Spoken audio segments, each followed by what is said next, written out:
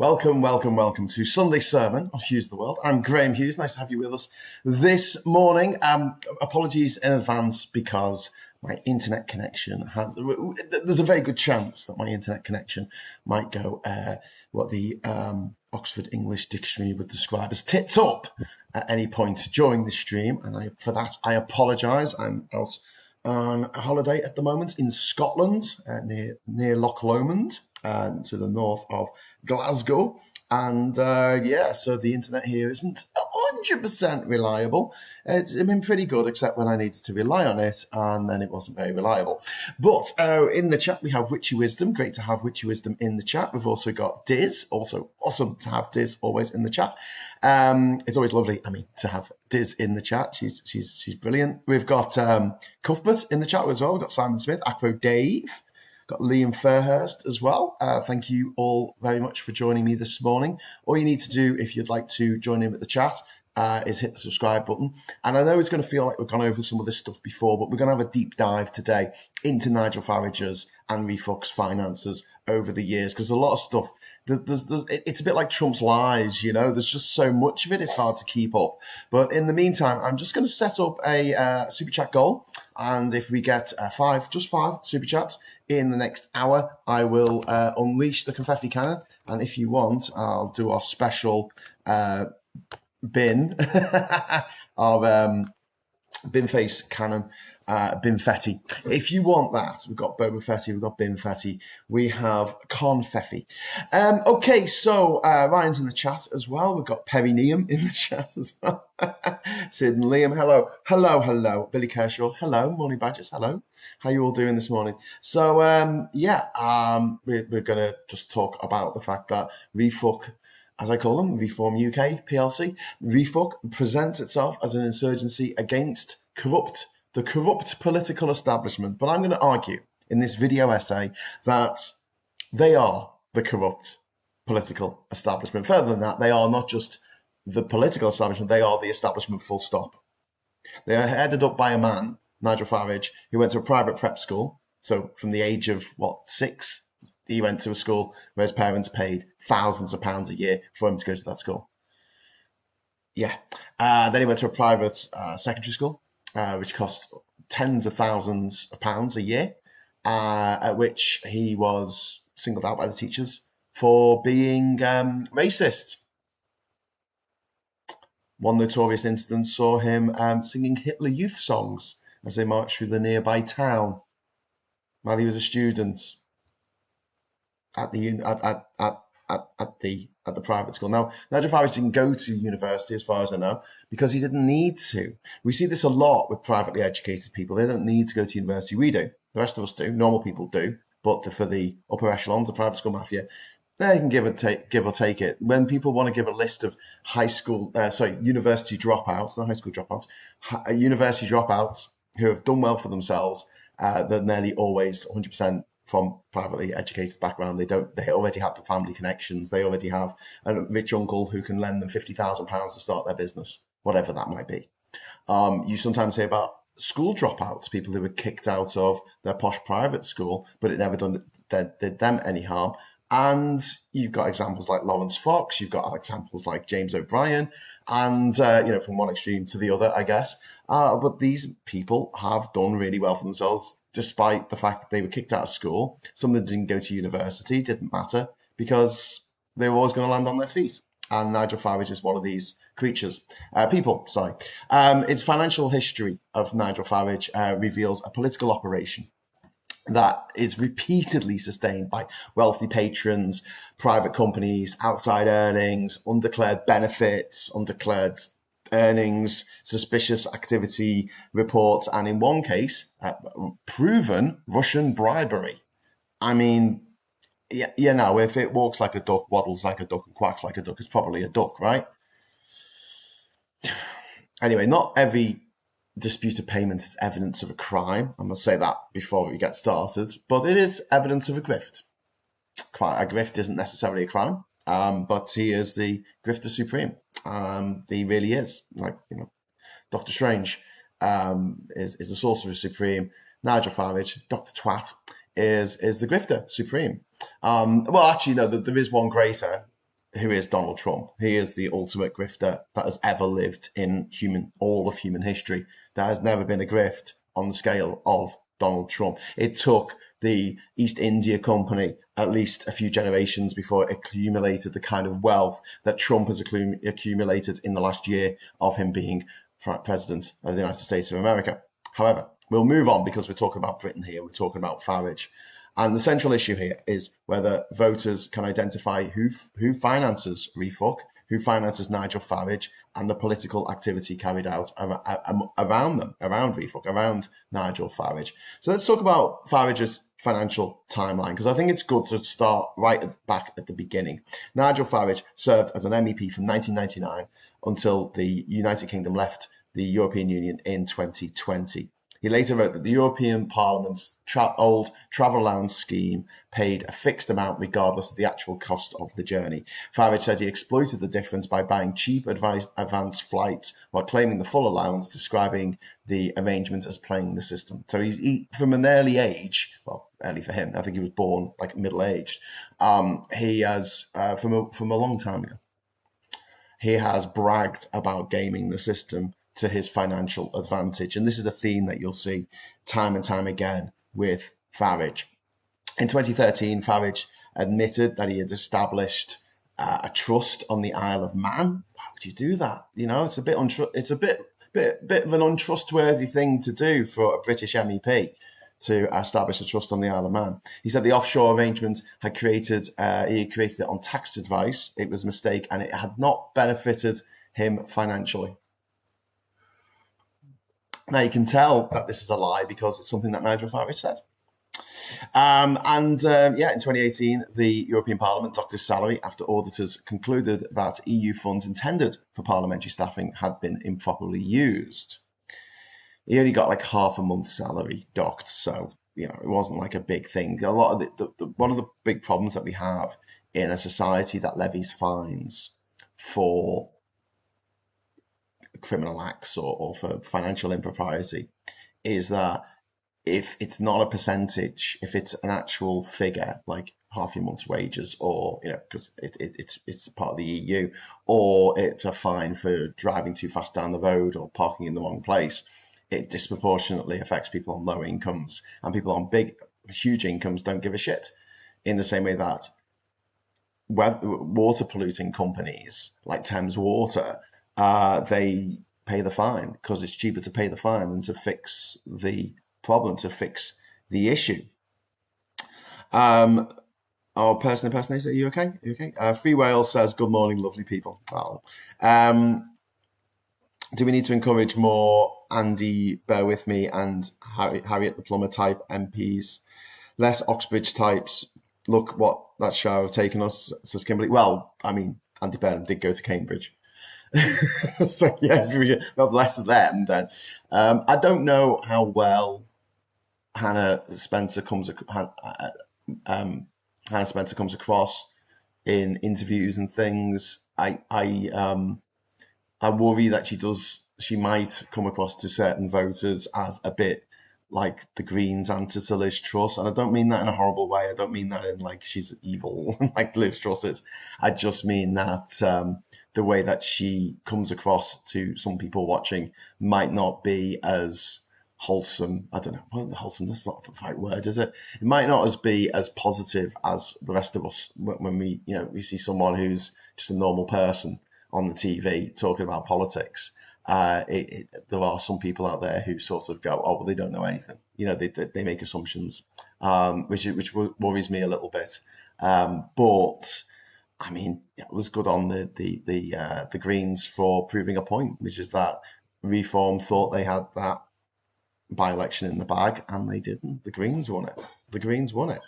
It was previously a very safe Labour seat. But yeah, we're not talking about elections at the moment or about the Greens. We're concentrating on Nigel Farage and his various political vehicles for making a shitload of money. This European Parliament docking of his salary. The recovery concerned money paid to an assistant who auditors decided was carrying out work for UKIP rather than their parliamentary duties. as that was the party that Nigel Farage was a part of until 2016, after the fraud referendum, when he ran away, brave Sir Robin ran away. And then some shady businessman from the other side of the planet gave him some money, and he decided that he wanted to get involved in politics again. Funny that. So Nathan Gill, moving on, was the head of Refuck in Wales. He became a UKIP MEP, so it was UKIP, Brexit Party, Refuck. UKIP MEP for Wales in 2014 and worked within the European parliamentary groups led by Farage. By the way, these parliamentary groups also include people from the far right in Italy. And Farage, he's given speeches at events that have been held by the grandson of Hitler's finance minister. There are so many links with the far right and Farage. It's painful, but we're trying to just concentrate today on the financial impropriety. Nathan Gill led Refuck in Wales. Between December 2018 and July 2019, Gill accepted approximately £40,000 in exchange for making statements that promoted Russians' interests.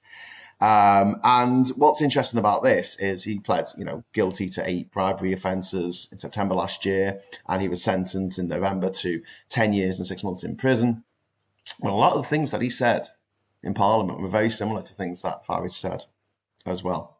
Hi, Diz. I thought I would come and listen to Graham after having blood pressure raised by Chris Phelps on LBC. I'm sorry, did you get Phelped?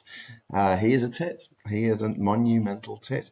Acro Dave says there was a big market amongst the far right in the 80s for under-the-counter Nazi videos. That's probably what Farage was watching. I started training with a new coach in September, a former UFC fighter. Lol. Cool. Hello, we'll catch up as the BTCC is on. It says Shropshire Chris. I'm guessing that's the British Telecom Commons commercial license. No, I don't know. Resloy, thank you very much for the £10 super chat. That's just popped in there. Thank you very much. I wish people would educate themselves about the right wing and understand that unless you are rich, they are your enemy. A reader lives 1,000 lives before he dies. A person who doesn't lives only one. Yes, I couldn't agree more. I really, really wish that people would pay more attention to what these clans are doing and realise that they're not out to help people. You've got to keep banging that drum about Nigel Farage wanting to get rid of the NHS. He wants to privatise the NHS. He's made it very clear that's what he wants to do. He wants us to move to an insurance-based model because he can afford the insurance. Can you? Yeah. Anyway, the case against Gill was the first conviction of a British politician under the Bribery Act of 2010 and promoted a government review of foreign financial interference in British politics. And then Aaron Banks, he was the principal financier of Leave.eu, the unofficial referendum campaign fronted by Farage. There was Vote Leave, and then there was Leave.eu. Banks contributed approximately £8 million to Leave.eu and associated organisations. Channel 4 News later reported that Banks had spent about £450,000 supporting Farage during the year after the referendum, one of Farage's many sugar daddies, sugar brothers, sugar spawn. The reported benefits included a furnished Chelsea home, a Land Rover with driver. I keep saying this, these people don't live the way that we live. They've never done the washing up. They've never made a cup of tea for themselves. They never had to drive anywhere. They've always had drivers. Why do I need to drive? I don't need that stress. I just get someone to drive for me. Also, security and promotional activity in the United States, where he went over to the States to promote the gobshite that is Trump. And the banks reportedly sought a further £130,000 from supporters to cover Farage's security. Farage was no longer UKIP leader during much of this period, but remained an MEP and UKIP MEP.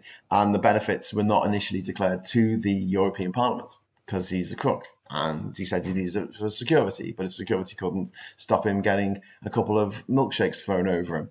Funny that. The European Anti-Fraud Office considered whether the arrangement breached disclosure requirements applying to MEPs.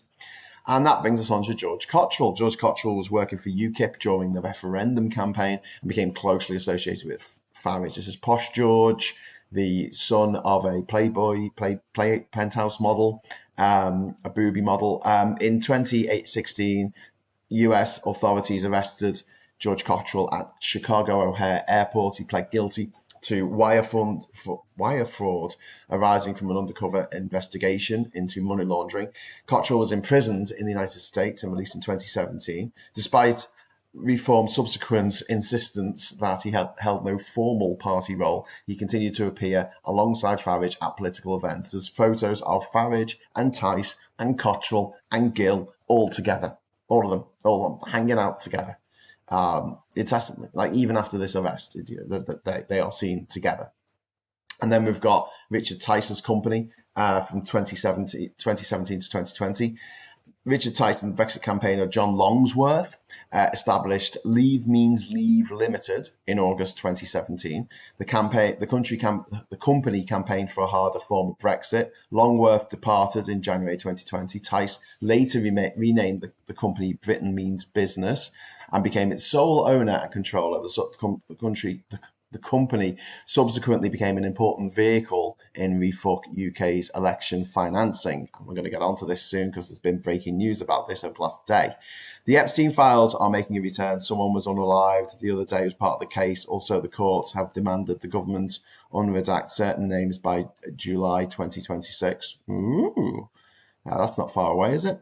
Thanks, Liam. Liam, this is Chris. The media in this country will never do their fucking job until they're forced by regulation and severe consequences for rule breaking. Yeah, I agree with that, Chris. I absolutely agree. There's some front covers of the newspapers today. I'm not going to go through the newspapers because that's a morning brew type thing. But the screaming newspapers today, the Mail on Sunday, Messiah without a mandate. Tories claim PM's pledges will cost families an extra $4,300 a year. What? I mean, seriously, like which families? The richest families in the country, maybe like 1, 2, 3 families out of the millions of families there are. £96 billion tax rate to pay for Burnham's big spree. Andy Burnham has been accused of plotting a £4,300 a year tax bombshell on working families.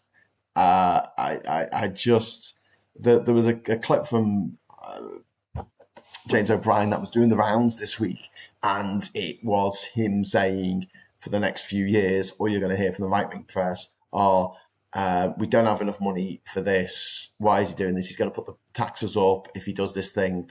And also simultaneously they'll say that this thing that he's done doesn't go far enough. The same newspapers, the same journalists, the same editors, the same owners, the same billionaire, wealthy, foreign owners of our press will pump out the same absolute bloody nonsense. My blood pressure thanks you for not going through the newspapers. Yeah, I'm not going to today. Just the amount, he's not even been in the job for a week yet. And the amount of bullshit in the press is already just... Wow. Just like 3 days before, Trump was meant to stand before Congress at their request about 3 million missing pieces of the files they went to war with Iran. Those that keep trying to undermine the UK by blaming colour or race or age or sexuality, gender, whatever, can just shut the fuck up.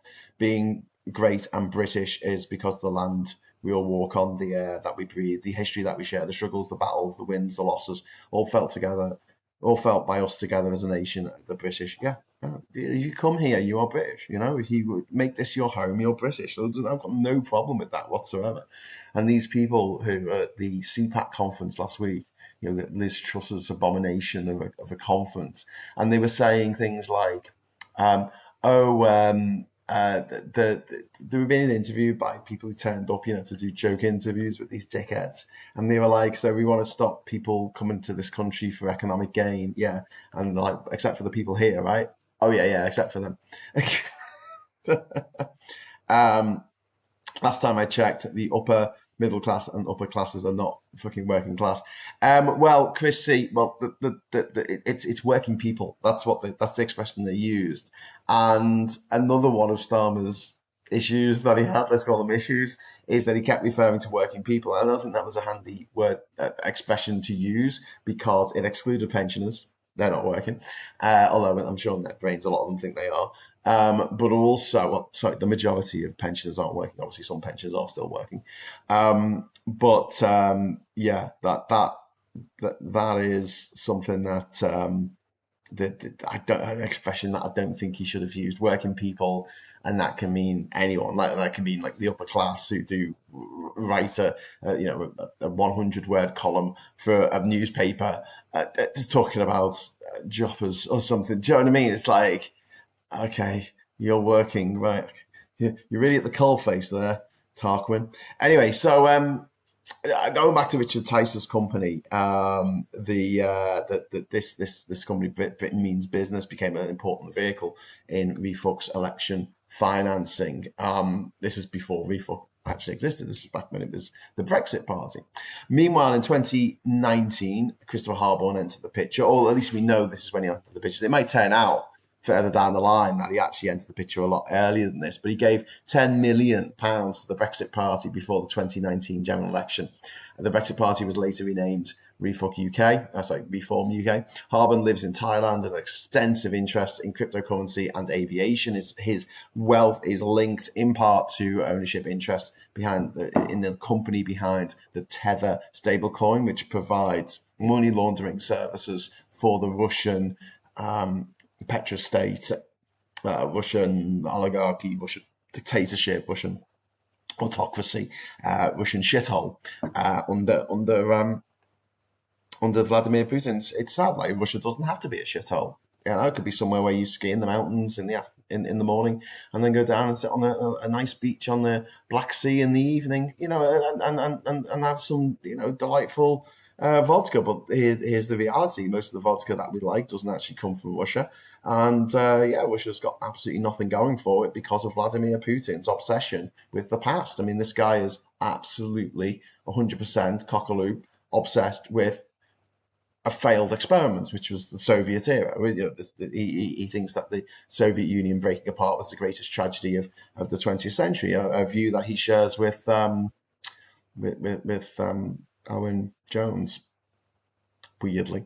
Anyway, but the greatest tragedy of the 20th century was the breakup of the USSR. And I don't think it was. I think there's people in Georgia and people in Azerbaijan and Armenia and Kazakhstan and Uzbekistan and Turkmenistan and Tajikistan, Kyrgyzstan and Ukraine and Moldova and Estonia and Latvia and Lithuania who, are quite happy that the Soviet Union broke up, because otherwise, they'll still be under the cosh of Moscow. And some people loved that.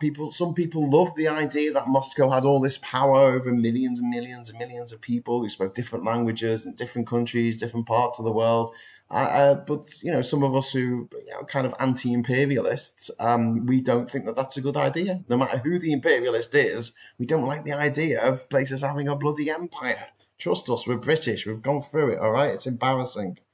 Having said that, the people of Georgia voted 99.8% to be part of Russia and to be ruled by Moscow instead of having self-determination or whatever.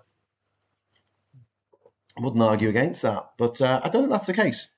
The working class are made bankrupt by our economic/political systems. Other groups of workers, the middle class, pretending to be aligned with the super wealthy, they too will be drained. Yeah, but how many people have you met, Kimberly, who are clearly middle class? Like, I'm middle class. I never make any bones about that. I never pretend to be working class. I do have working class family, but I'm not working class. I went to a good posh school, not a fee-paying school, but it was seen as a posh school. I went to university. I lived the life of someone who's very middle class. I didn't work in a factory. I didn't have to get a job to just keep food on the table. I've got a safety net. I think that sort of really separates the middle class from the working class more than anything else, because we can talk about what you own. Well, you own a car. Are you suddenly middle class? No, I mean, obviously not. It depends what car it is, I guess. But you own a TV. You used to have these stories in the 90s, didn't we, about these people on benefits, and they can somehow afford Sky TV. Yeah, because it was bugger all per month, and that was the only entertainment that people on that income bracket could afford. A consistent entertainment in your house every night, Sky TV. And they can't afford to go to the opera. They can't afford to go to gigs. They can't afford to go to festivals. They haven't got the money for it, but they can afford to what money they have to spend on entertaining themselves. They can afford to spend on ciggies, booze, and Sky TV. That's fine. It's just the way it is. But when I talk about safety net, I would say that the big difference between a lot of people who claim to be working class but are actually middle class, if you have a safety net, generally speaking, then I wouldn't say that you were particularly working class, to be honest with you. I know there's going to be exceptions to this, but I think that is what sets it's not lifestyle or even aspiration anymore, I don't think. But what the upper class and the genuine working class have done in the last 10 years or so in the UK and in the US is they're teamed up to destroy the middle class. And they really have done. And it's like gay men joining up with the TERFs, joining up with the transphobes. Like, what are you doing? Or lesbians joining up with the TERFs, and you're like, what are you doing? You do know they're going to turn on you next, right? Once they got rid of the middle class in America and the middle class in the UK, who are they going to turn to next to remove from people aren't necessary. Don't give them the rights. Don't give them the safety net that society provides. This is the reality of the world in which we live, and I think it's difficult now because of the blurring of the lines between who's working class and who's middle class. But I do think one of the big things is that there are a lot of people out there who claim to be working class who fucking well aren't, and it drives me up the wall. And, I've got friends who do this. They go, "I'm working class." I'm like, "How are you working?" Well, both my parents worked. I'm like, "And so what?" My dad worked in a garage, but it was his garage. Do you know what I mean? Like, as a job, you'll think, "Oh, well, that's quite working class, that, fixing cars and bikes." But no, it wasn't. It was, he owned his own business. He was a businessman who knew his way around the car engine. So, yeah, it just, that line has always struck me as a bit of a weird one. And people they might have been brought up in relative poverty, or in actually absolute poverty somewhere. But if they've managed to better themselves, they're not working class anymore. People sitting there in the multi-million-pound mansion, with the kitchen islands and the one wall of it's just a glass. It's just glass, so they can look out over their 17-acre lawn. And they're like, "Yes, well, I'm very working class." And you're like, "No, you're not. What are you talking about?"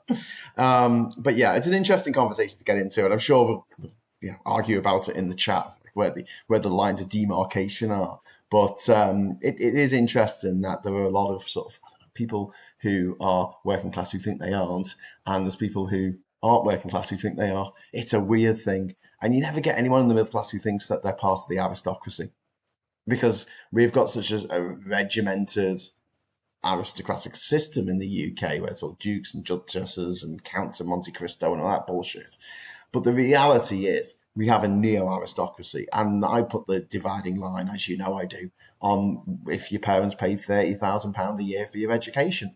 If they did that, you are part of the neo-aristocracy, as far as I'm concerned, because that's more than most people in this country earn in a year. This is money that they had left over for a service that was free. But they didn't want the free service; they wanted the premium service because they knew about all of the benefits that entailed. Speaking of secrets and lies, as Paulie Donkey, George Cottrell, Posh George, has 0 pictures with fit birds. If he's willing to hide one thing, he's willing to hide others, and it means that he's afraid. Yes, yeah, and he's very attentive to Farage, isn't he? Very attentive indeed. Refuck UK councils in Bradford, Calderdale, Kirklees and Wakefield are reviewing funding and help schemes towards Ukrainian refugees. Yeah, I mean, this is money that's been allocated to help Ukrainian refugees. Like, no, we're not going to do that. Because, they're in the pocket of the Russians, probably. I can't think of any other reason why they would do that. Akro says, it doesn't matter how poor you are, there will always be those who say you're not really poor if you're wearing shoes. Yeah, Akro Dave. Yeah, you're absolutely right. And it's that attitude of like this sort of wealthy elite a lot of the time. They'll walk past someone on the street who's begging, someone who's homeless, someone who's living literally, sleeping in a shop doorway. And they'll go, oh, you think that you don't have money. Well, I'm in the hill for £750,000 mortgage on my third home. So actually, if you think about it, I've got less than you.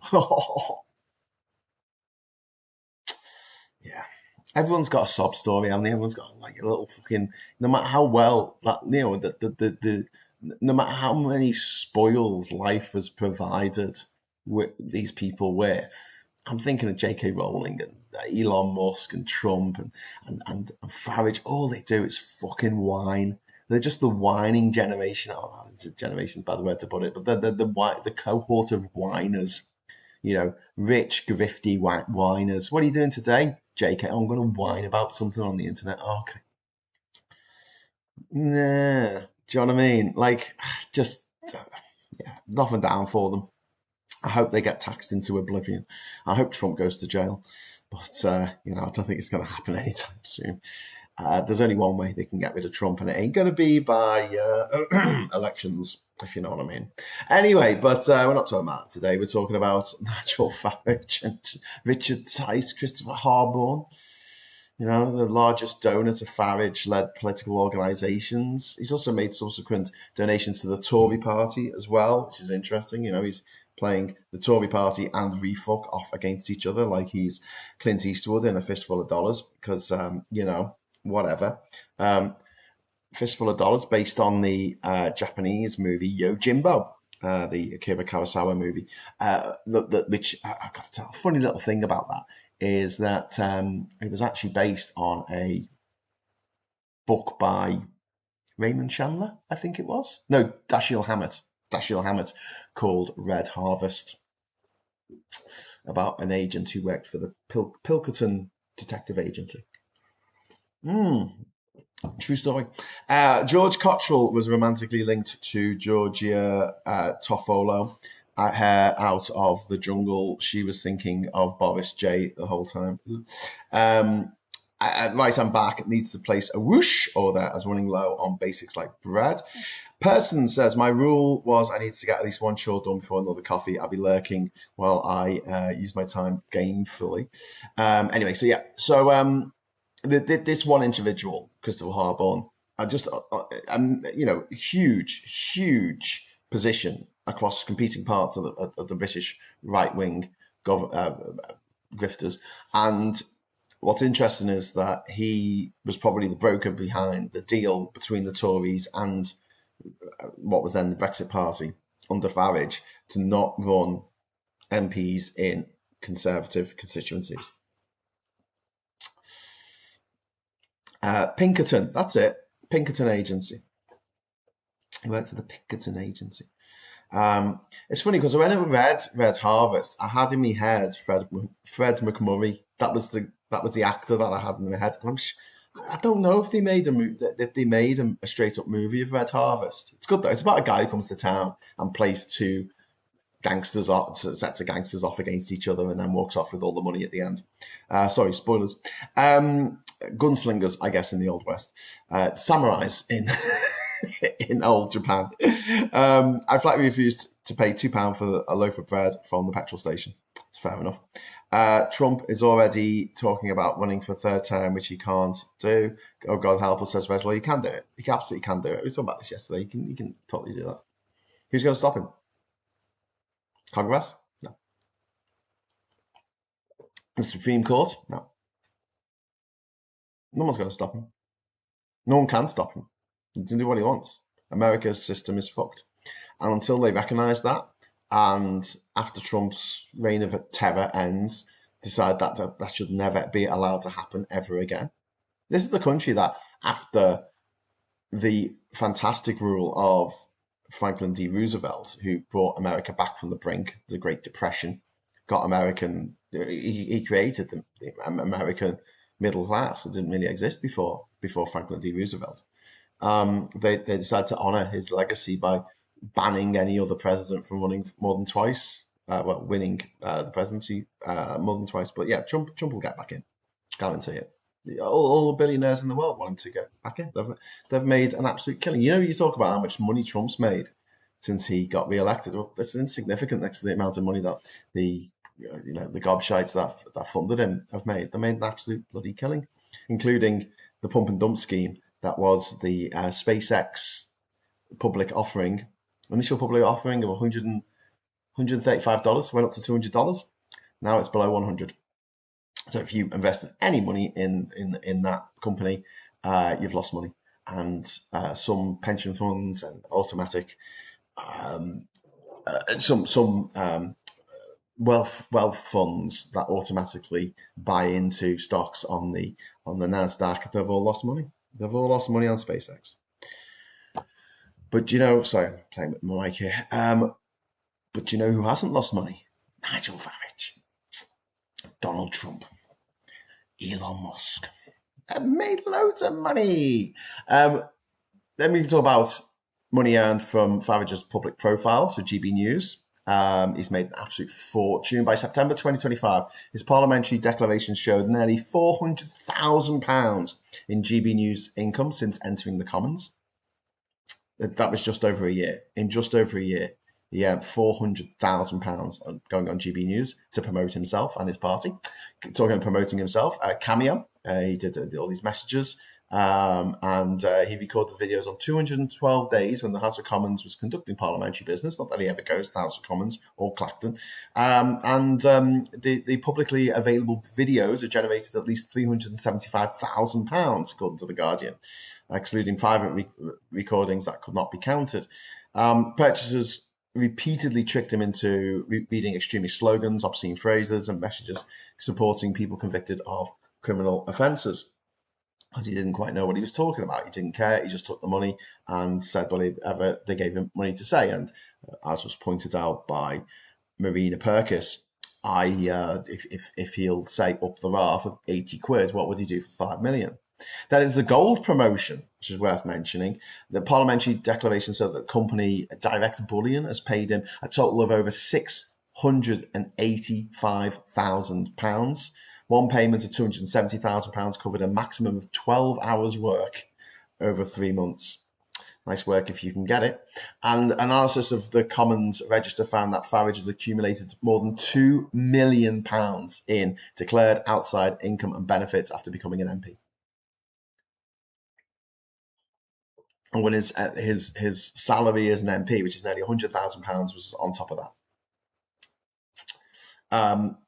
In early 2026, earlier this year, he apologised for not one, not two, not three, not four, not five, not six, not seven, not 8, not 9, not 10, not 11, not 12, not 13, not 14, not 15, not 16, but 17 breaches of the MP's code after approximately £380,000 was registered late. It's, when you can't even keep track of all the grifts that you've got going, that's a bit of a worry, isn't it? That's a bit of a worry. I've got so many grifts going, I don't know where they're coming from. And the standards issue was the failure to report payments within the required time frame, rather than the legality of earning the money itself, which I think should be illegal. Too long, says Diz. Yes. The 2024 election money, let's talk about this. Farage's discussions about returning to Parliament. His insiders told The Guardian, Reform insiders told The Guardian, that Farage said he would require approximately £1 million a year to compensate for earnings he would lose by standing for Parliament, which is bullshit because he's not lost anything by standing for Parliament. He's earned £2 million on his side hustle since he stood for Parliament. These discussions occurred before he entered the 2024 election. Farage initially said he wouldn't stand, and then on June the 3rd, 2024, he reversed that decision and became Refug's candidate in Clacton and replaced Tice as party leader without an election. Without an election. No one was asked if that was okay with the members. And you know what? We assume that it would be okay because all of the people who vote for WhatsApp, what's it called? Not WhatsApp, what are they called? Refug. But all the people who vote for Refug are what can we say, lighter brain? They didn't pay too much attention at school. There was a bin-face policy that I saw that someone put back up, this is from a few years ago, where he said that everyone who denies climate change will be forced to resit school from year 1 all the way to the A-levels and see if anything sinks in this time. I love that. I love bin-face. If you want to give us some money, I'll happily unleash the bin-fetty cannon. Up to you. Talking of money, hard won. So I was coming to about this decision for Farage to stand. He transferred the 5 million personal gift to Farage. It began on the 5th of April 2024. Some of that money was reportedly received during May. The payment was not made to Refuck and was not recorded as a political donation. Farage and Harborne said it was unconditional. Then he said it was about his personal security. Then he said it was about a reward for being so great on Brexit. He did not declare the payment when he entered Parliament, which he was supposed to do, and the Standards Committee are looking into it. But this also brings in George Cottrell, because George Cottrell provided Farage with use of a London property before the 2024 election, 5 minutes walk from Refuck HQ. He also paid for social media filming. Sunday Times reported that further assistance involved staff, drivers, security. Again, Farage doesn't drive himself because he's too rich. He doesn't need to do the little people things like change a light bulb, put the bins out. He doesn't have to do these normal things. He probably doesn't have to run a bath for himself. Do you know what I mean? He has someone to do that for him. Doesn't do any cleaning. Doesn't do any household cleaning. I mean, he's never done the dishes. He's never washed his clothes. He's never had to dry his clothes. Never had to hang anything out on the line. This is a man who has always, throughout his entire life, had people to do that for him. George Cottrell provided Farage with its use of this property and other things, and the Parliamentary Standards investigation, a separate one to the one that's looking into the 5 million from Harborne, is looking into that. But here's where it gets interesting, because we're looking also at Fiona Cottrell, who's George Cottrell's porn star mum. And sorry, I'm sort of slut shaming there. She did a spread for Penthouse or something in the 70s, and she was mooted as a possible girlfriend for Prince Charles or one of those lot, and she was deemed unacceptable because she had posed nude. Same thing happened with Q Stark, actually, who appeared in a movie called Justine, I think. I don't know. It was like a 1970s period sex romp, and she had sex with softcore sex with a lady in a shower. Is it called Justine or something? Or am I getting that mixed up with the Marquis de Sade? I don't know. Anyway, this movie that she was in sort of barred her from getting involved any further with Prince Andrew, who I don't know what he's up to these days. You don't hear much about him, do you? Prince Andrew, whatever he's called these days. But yeah, in the 1970s, the royals kept on going out with girlfriends who decided the best course of action after picking up a royal boyfriend was to go and get their baps out. Which apparently, I don't know, upset the Queen or something. You know what these people are. Anyway, Fiona Cottrell, George Cottrell's mother, on the 9th of May 2024, she donated £250,000 directly to Refuck.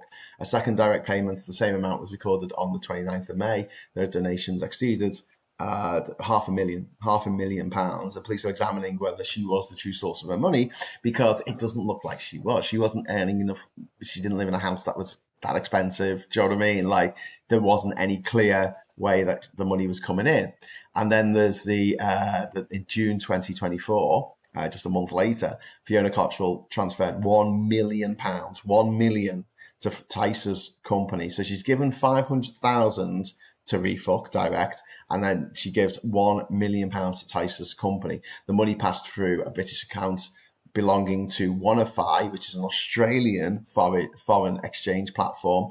Britain Means Business, which was Brexit means Brexit, whatever. He changed it to Britain Means Business. Then gave Refuck £250,000 on the 10th of June, and another £250,000 on the 10th of June and the 12th of June.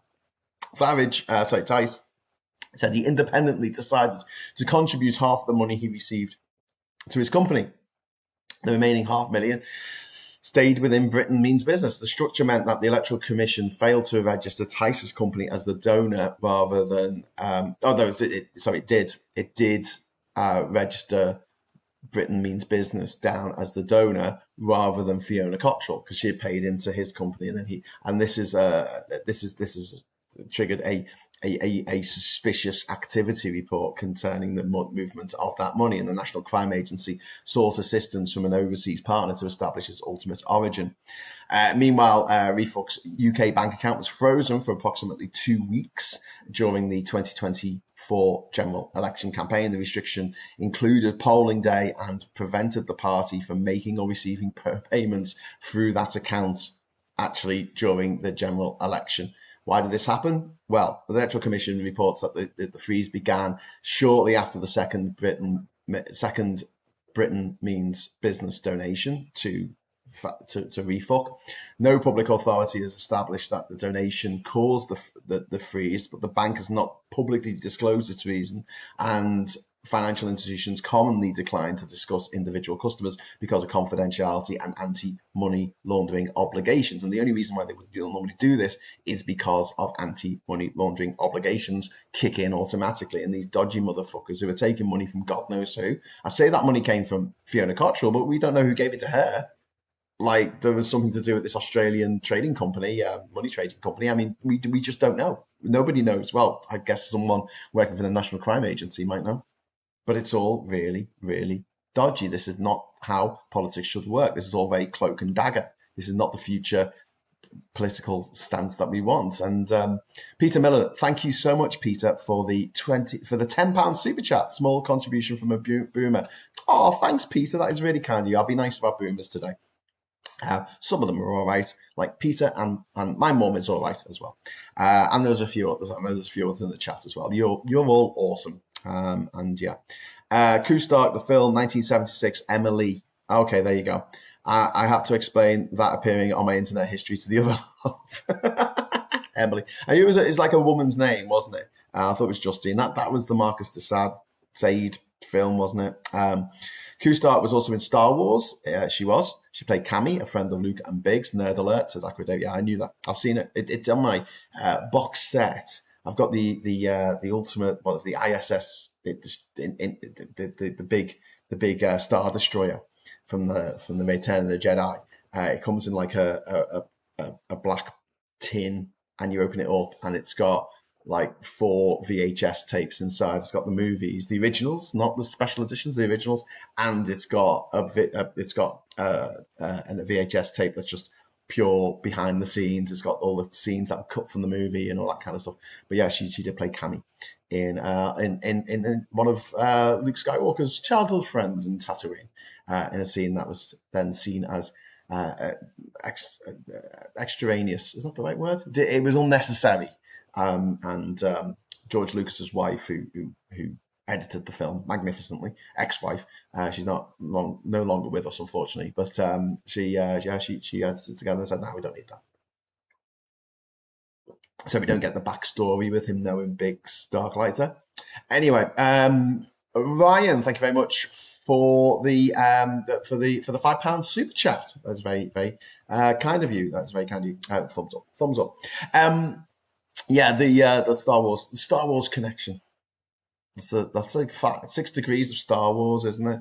You could definitely do a 6 degrees of Star Wars. I reckon it'd be so easy, wouldn't it? Get people linked with Star Wars. I mean, at the end of the day, any movie that used like THX certified sound or the Skywalker Sound Studios or whatever, you know what I mean? It's like, well, that's a connection to Star Wars, isn't it? Any movie that didn't have all the credits at the beginning of the film, there's a connection to Star Wars. But yes, any movie that used After Effects or Photoshop, Pixar, anything by Pixar. Anyway, so moving on, we've got the frozen bank account. This is really, really interesting, right? Because why was their bank account frozen? There was an article about this in the Times today, but it's behind the paywall, unfortunately, so I can't get into it. I was trying to, but I failed miserably. Yeah, I'm just seeing if I can get into this. No.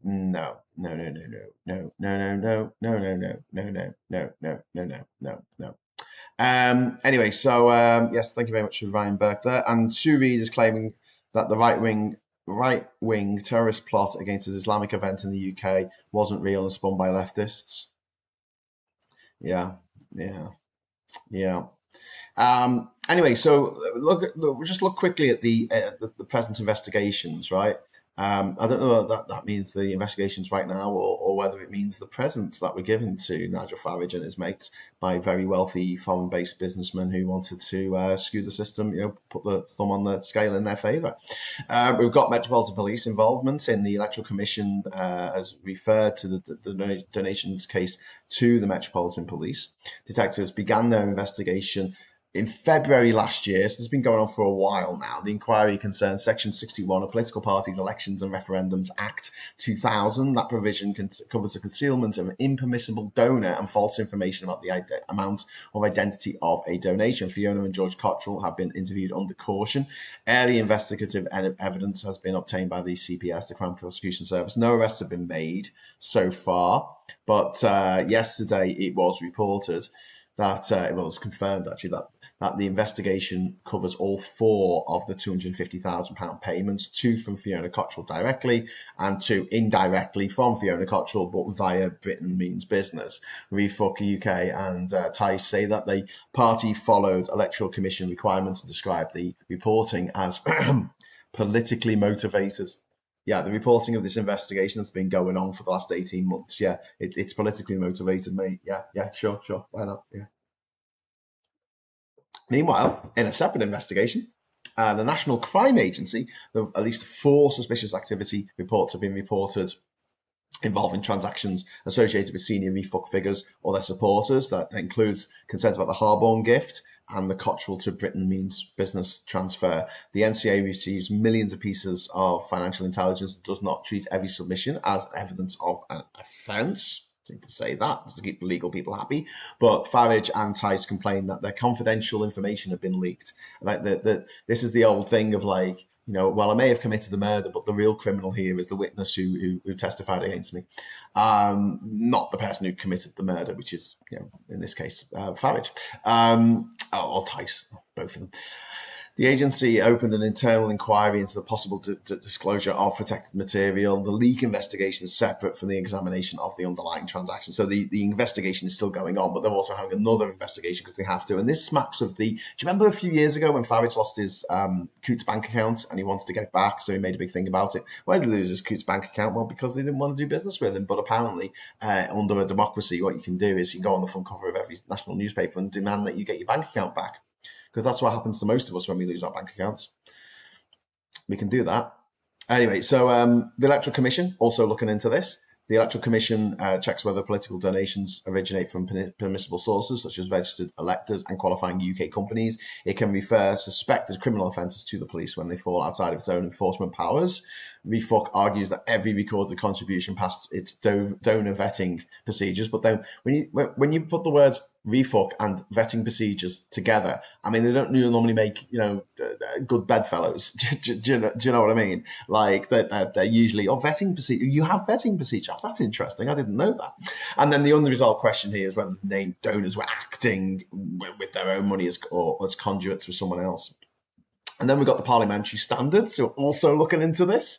So let me get this right. The Met Police, National Crime Agency, the Electoral Commission, and our parliamentary standards. They're also looking at it. The Commons inquiry concerns Farage personally rather than Refuck UK's corporate finances, but they're looking at whether the breach will then be considered under parliamentary disciplinary process because he didn't declare the 5 million that he should have declared before becoming an MP. And the Commissioner cannot independently remove an MP, but what it can do is it suspends an MP for more than 10 days, 10 sitting days of Parliament. That means that they are open to have a recall petition, and you need 10% of the people of Clacton to sign that petition, and then there'll be another election in Clacton.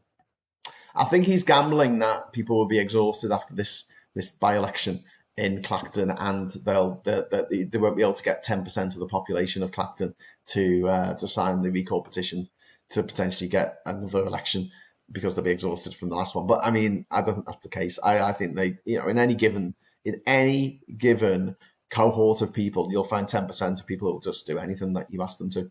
I mean, there was. Do you remember that speech that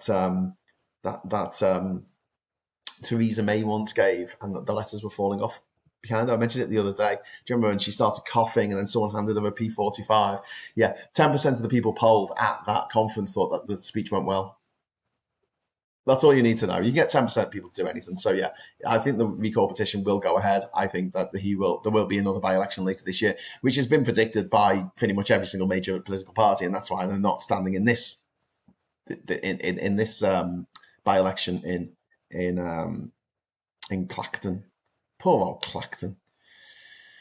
Anyway, Harborne Harbin's business interests includes exposure to Tether, which the USDT token, which is linked. What's it called? Pegged. It's pegged. Fitzwilliam knows all about this. It's pegged to the token, allegedly, pegged to the world's largest dollar-linked stablecoin. In September 2025, Farage and Tice met Bank of England Governor Andrew Bailey, the governor of the Bank of England. They opposed aspects of the bank's approach to digital currency and stablecoin regime. Farage argued against proposed limits on the amount of stablecoin individuals can hold.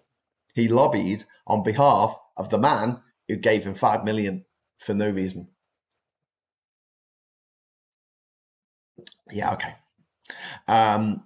Such restriction could adversely affect companies dependent on widespread stablecoin adoption. If this goes through with the Bank of England, Bailey later said he would have postponed the meeting had he known that Farage's $5 million gift was subject to regulatory scrutiny. There's no evidence that Harbin instructed Farage to lobby the bank, but then there's no evidence that he didn't. There's only the evidence that he gave him £5 million, and this is a crypto billionaire. And then Farage subsequently met with the governor of Bank of England and said, "Hey, listen, this proposed digital currency in your stablecoin regime. I don't think it's a good idea."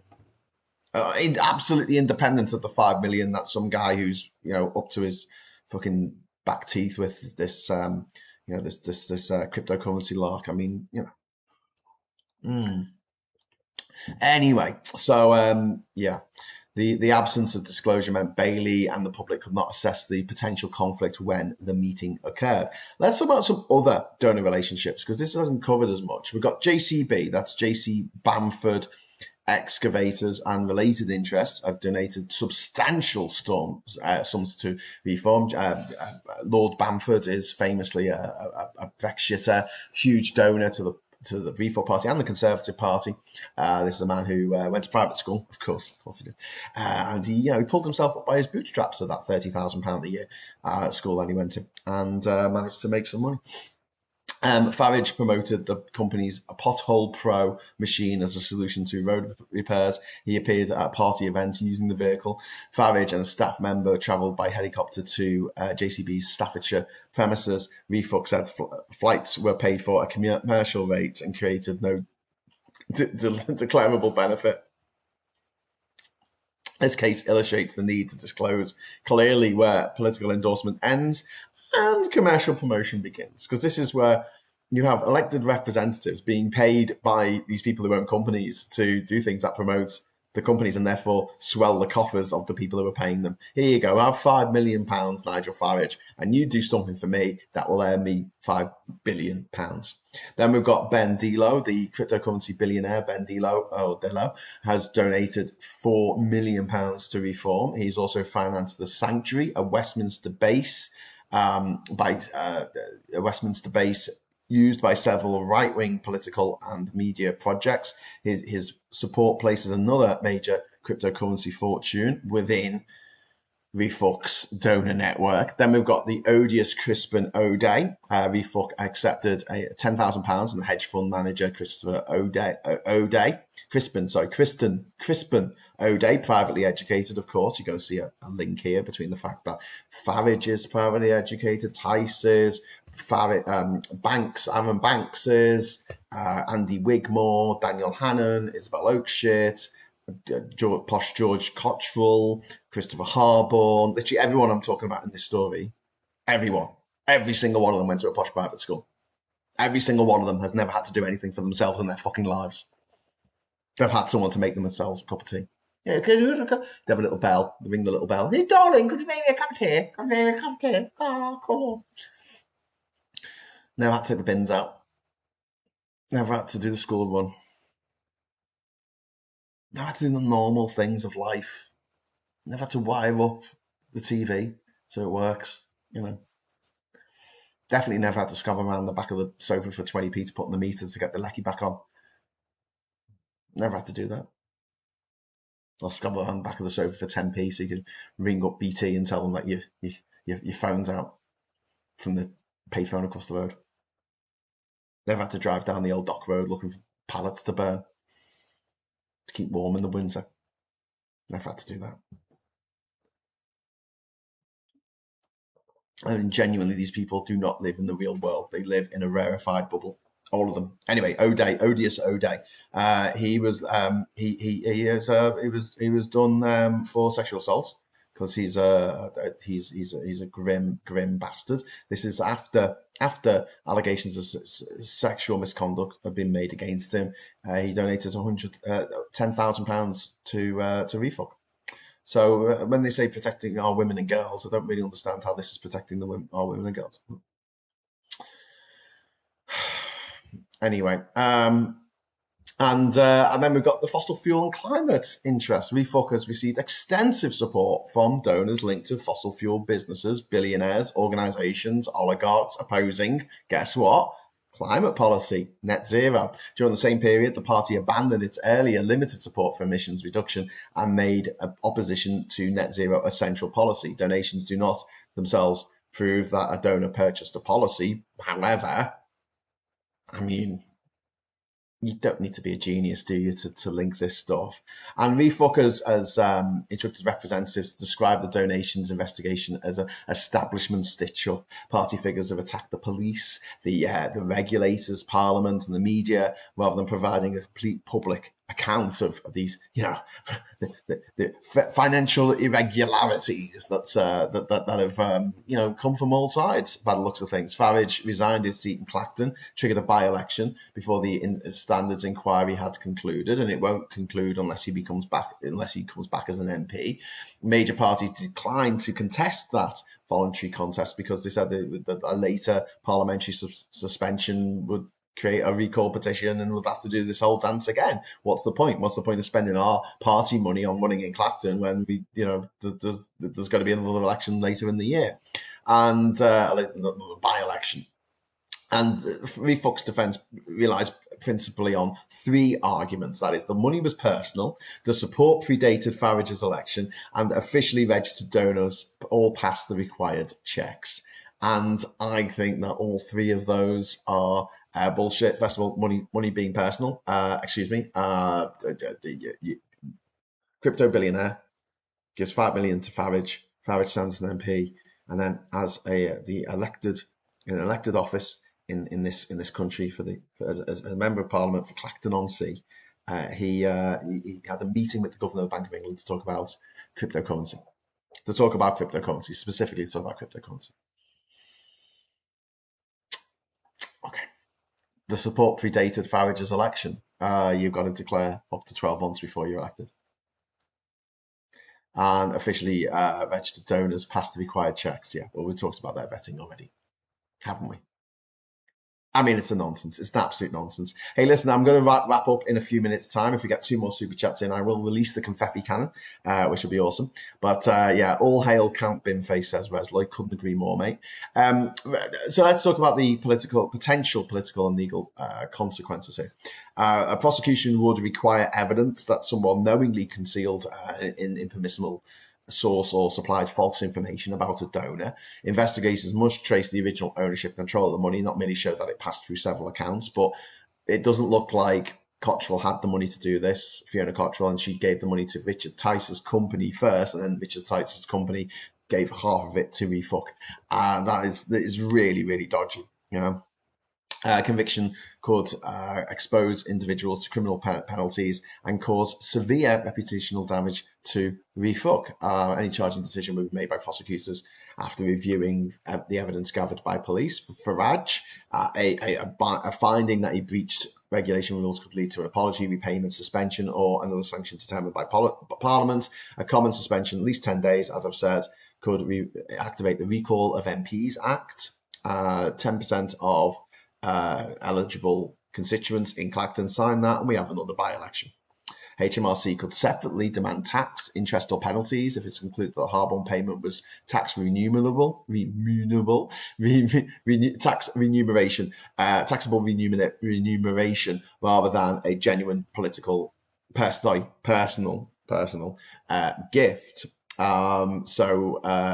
Essentially, Dan Needle, the tax expert, has looked into this. He said, well, there might be a massive fee to pay to HMRC money that this money should have been taxed if it's found not to have been a gift.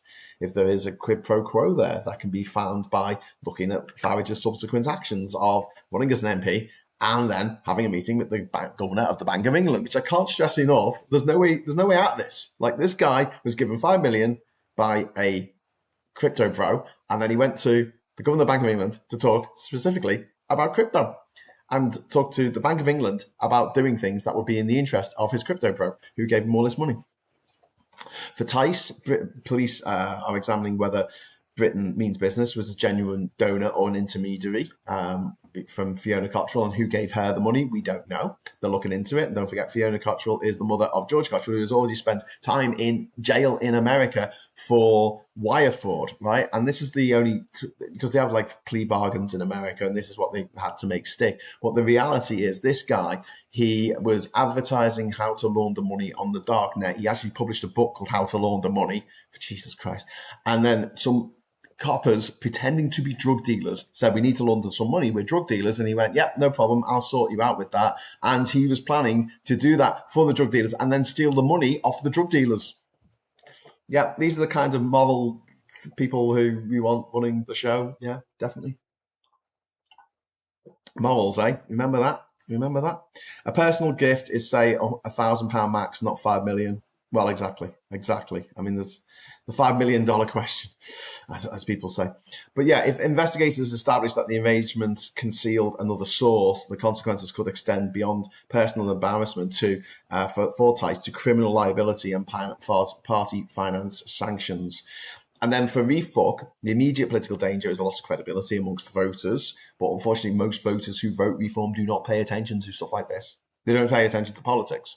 They only pay attention when it's stuff that enrages them or they're interested in or whatever. But most of the time, the people who are more likely to vote refuck are not politically active, because if they were, they would think, hang on, this is a bit wrong, which is unfortunate. But, continued uncertainty may discourage banks and suppliers and conventional donors from dealing with the party, because they don't want to be tarred with the same brush. So even if the people who vote for refuck aren't swayed either way, that might make a big difference. But what I think is making a difference is Nigel Farage's fury, especially when it's compared to the way that Burnham has been conducting himself this week. And I was going to do a deep dive into Burnham's social media this week, because I think it's really interesting.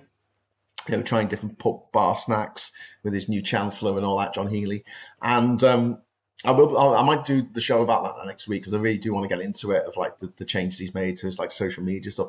But the way that Andy Burnham's put himself across is this like, nice guy who comes along and he goes like, I'll get the drinks in, come on, and has a chat with you about the footy or about the gig you went to last year or whatever, about music or whatever his interest, one of your interests. And he seems like a decent bloke, do you know what I mean? He's approachable. And I think that has been the focus of the campaign. We want to make, because one of the big criticisms that I had about, and I'm not unique in this, but one of the criticisms I had about Keir Starmer is he seemed unapproachable. He didn't seem like a guy who'll just turn up and say, "Hey, drinks are on me." Whereas Burnham has managed to do that in the same way that Mondami has done it in New York, and Trump has done it in America. He seems like a very approachable president compared with the others, right? And that's something that he plays on really well to his base. And Farage used to do this as well. Farage used to play to his base by going, I'm just this guy in the pub, you can come and have a chat with me, it's all good. But now he's there doing these speeches and he sounds so angry and so bitter. And so, if he was at the end of the bar carping about this and going, I was given all this money and blah, blah, blah.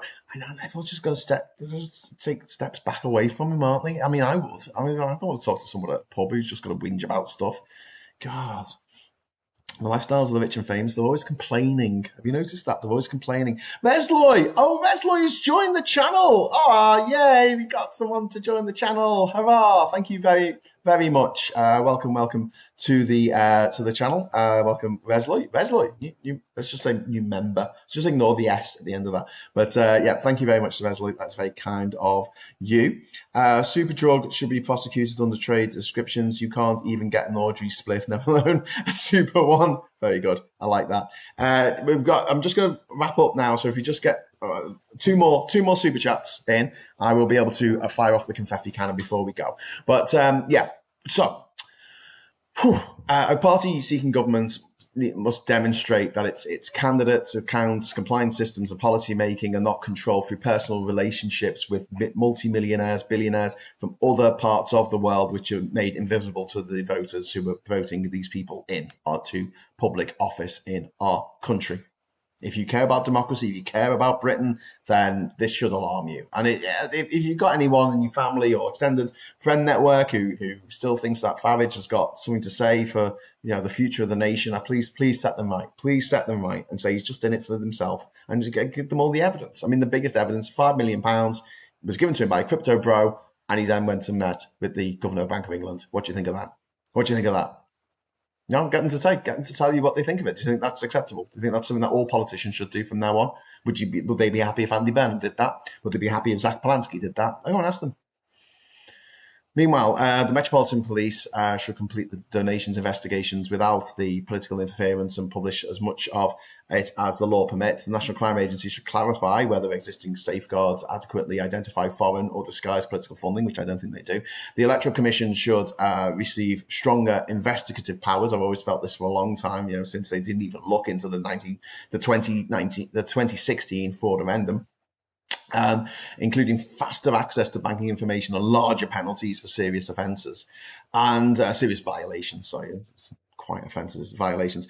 DTK, thank you very much for the £2 super chat. Legend, enjoy the rest of your day. Oh, that's very kind of you, which means we only need one more super chat and we can unleash the cannon. Let's hope we get that before the end of the show.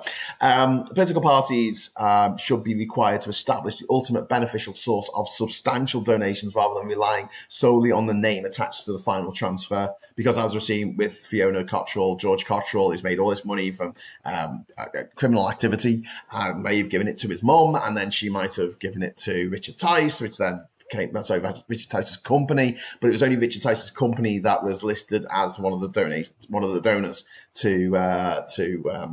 as the donor in that particular case. Chris C, thank you very much. That is very, very kind of you for the amazing tears. And Tony Marmo as well. Thank you so much, Tony. That is really kind of you, and it allows me to give you some bin face love. Yay! I'm camping face. Look at me. I've got a bin for a face. Camping face. Woo! Yeah. Okay, cool. Thank you very much. That's very, very, very kind of you. So yes, loans, gifts, accommodation, staffing, security and services provided to prospective candidates should be subject to disclosure rules comparable with those applied after the election. And I've got a question for you, right? Johnny Reynolds got into trouble a couple of years ago in the press because he went to Glastonbury a couple of years ago, right, on a ticket that was paid for by, well, it wasn't paid for anyone. This is the thing about Glastonbury tickets. He was on a guest list. I've gone to Glastonbury on a guest list, and it doesn't cost the festival anything. They know there's going to be a few hundred people who are going to go as a guest of someone, and he went as a guest. I saw him while we were there. And he was, he shouldn't be giving him this. He shouldn't be giving him this. Why is he getting this off YouTube? YouTube's owned by Google. He's going to help out Google or whatever. But this was a gig. It was going to a festival, right? That's not paying for security. That's not paying for election material. It's not paying for pamphlets to be printed or paying for a politician to go and speak to the governor of the Bank of England or whatever. It wasn't being used for political purposes, and yet he still had to declare it. And then, when they're going through the lines of what the MPs have declared, because you had to declare gifts in kind as well as gifts of actual money. And he said, I went to Glastonbury. And oh, God, he went to Glastonbury. Oh, but actually, the reality is, if I had been on a guest list that year, or wasn't that year, but it was last year when I went, it didn't cost me anything. You could have a pound equivalent of how much it cost if you bought a ticket, but it's not really the same because there's always going to be spare tickets to these things. Do you know what I mean? Like nowhere, no venue in the history of the world has ever sold every single ticket to the venue. They always keep a few back for their family, the friends, the mates of the band, the people that they want to take with them. It doesn't cost anything to have a few people on the guest list. I'm saying this now because I'm going to a festival next week, and I'm on the guest list. I have to pay some money towards the charitable donation that you have to make. But I find this really mad the way they go, oh well, that's bad because Keir Starmer got tickets to go and see the cup final or whatever it was, and what's her name, Rachel Reeves. Did Rachel Reeves go and see Taylor Swift? Who was it who went to see Taylor Swift? Oh, how are they getting tickets to Taylor Swift? I'm like, it's got nothing to do really with politics. I mean, you could argue that you say, well, Taylor Swift's on this particular record label and they're making it easier for record labels to make money or making artists to make money or whatever. But the reality is, it's not the day to day, is it? You're not paying for the cups of tea for the volunteers that are going out putting out refuck,